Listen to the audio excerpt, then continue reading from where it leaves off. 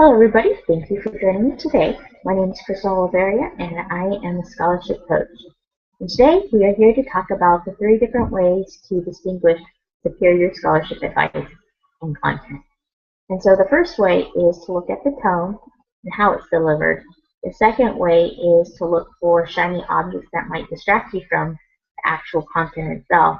And the third way is, does the expert earn your right in terms of earning your attention and earning to do business with you. And so what I mean by that is you can tell that in number one, the tone, oftentimes that any type of website or expert that is saying it's easy, anybody can do it, come try it, sign up now, we'll give you all this great advice. They're usually trying to compile a mailing list, and therefore they want you to give personal information rather than actually giving you advice that you can use. They're trying to give you an easy hook, and they're appealing to people who want something for nothing, and they want to put very little minimum effort into anything. So that's the first thing to be aware of when it comes to tone.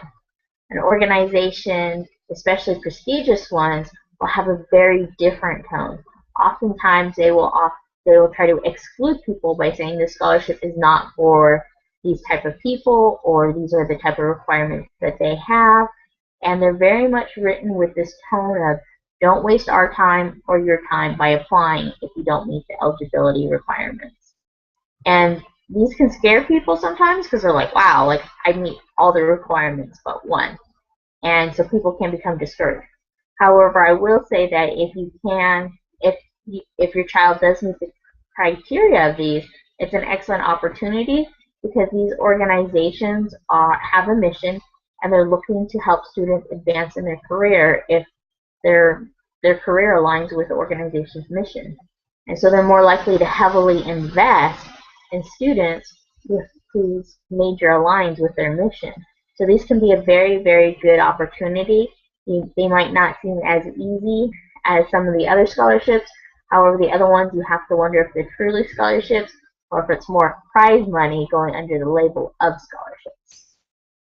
So the second one, what I mean by shiny objects drawing your attention away, is that oftentimes a writer will try and write a good headline to grab your attention. And this could be a good hook about 7 ways, to do such and such about scholarships, or 7 mistakes to avoid.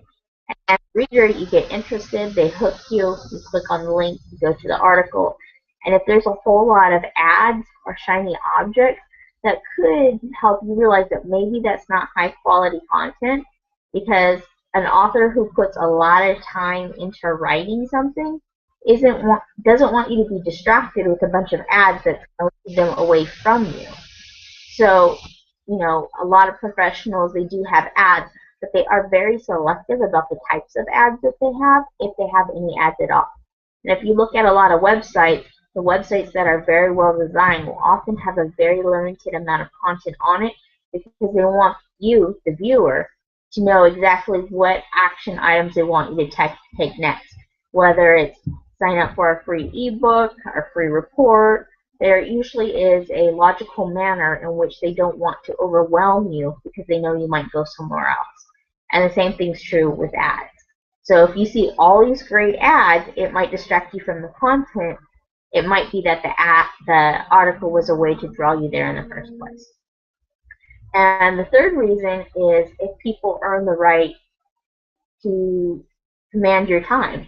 I'm obviously very fortunate that you watched this video to this far and this point, so thank you very much for that. I do realize that I have been blogging and posting videos, and so that I feel like I have earned the right by giving you lots of information that you are willing to listen to me.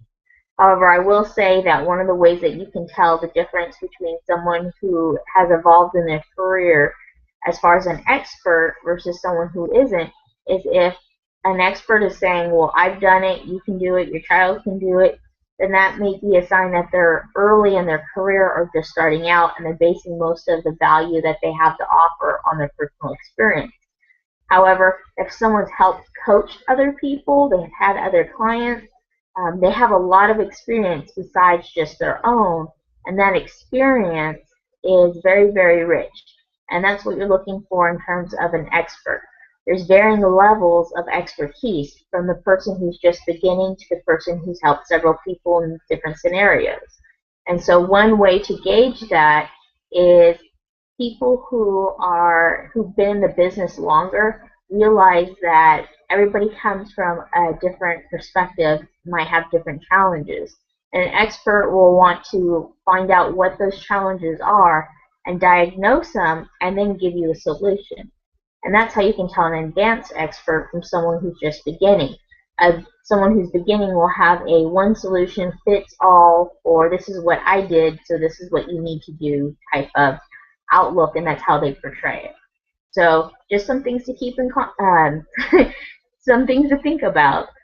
Certainly the way content is delivered is going to say a lot about the content, because anybody who takes the time to write or create valuable content is going to be proud in the way in which it's delivered. They're not just going to want to see it out there sloppily done. They're going to take pride in it.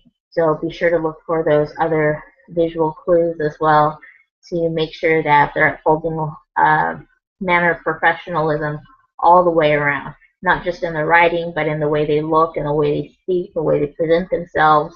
Are they on the ads, if they do have ads on their websites or sponsors, is it something that makes sense, that relates, or is it something really out there and that doesn't contribute to the community and to the followers who are following? So thank you for watching and taking time to listen to me, and I will look forward to seeing you soon.